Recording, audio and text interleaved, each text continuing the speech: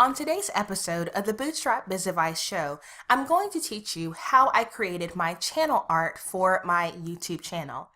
If you would like access to my VIP Vault, which is my epic resource library, filled with video tutorials, cheat sheets, checklists, and even stock photos for free, hop over to LaShondaBrown.com or click on the link in the description. Without further ado, let's hop in.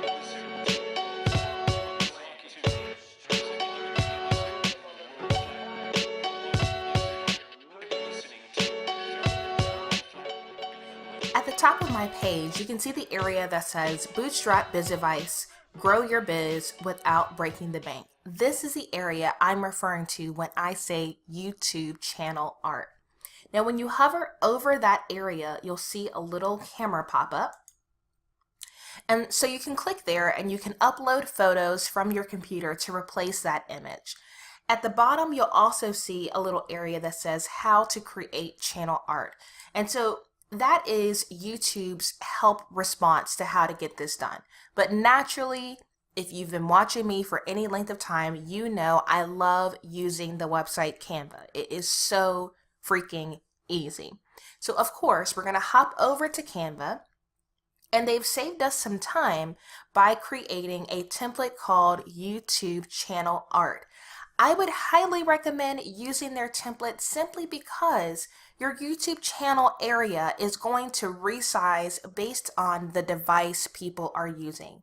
My header looks different on a cell phone. It looks different than when people are casting YouTube to their TVs and different from using a computer.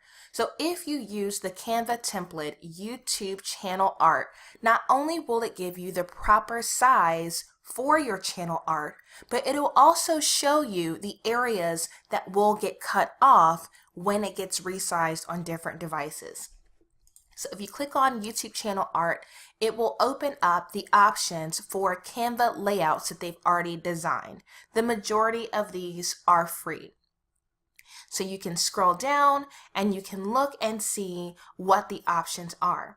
Now, one thing that I found is when I started creating YouTube channel art graphics before, some of the stuff did get cropped off. And so if you look over at my channel art, you can see that the text that I want to appear is centered in the middle of my graphic. Like I said, this is what the entire graphic looks like. But when you hop over to my YouTube channel, you can see very little of that image. So let me take you behind the scenes on this particular graphic, and we'll just copy it so we don't mess it up. All right.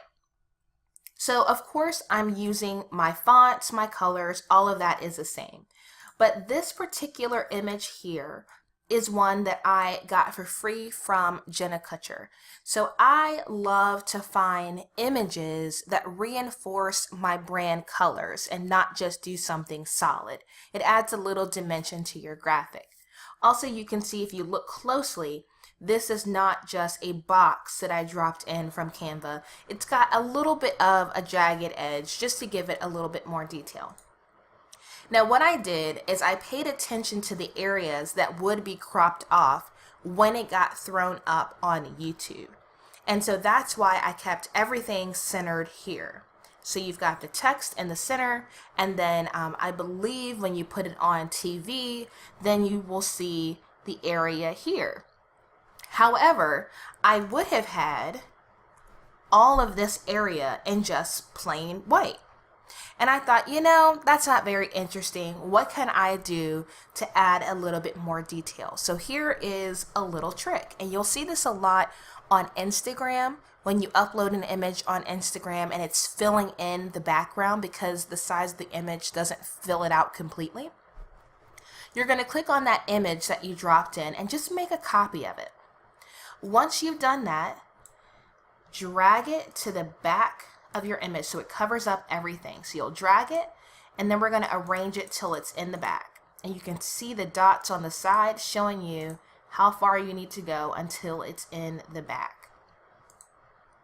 Then what you want to do is you want to kind of drag it. And what I would do is I would make it a bit smaller so you can see better what is happening with your image. So if you wanted more of the greens or you wanted more of the browns, you can stretch that out. Now you're going to click on filter. Now your default options are going to be adding these filters or brightness and contrast, but there's a little tab in the bottom left hand corner, advanced options, and we're advanced here. So what we're going to do is we are going to drag the blur slider, and as you can see, that image that we dropped behind has now become unrecognizable.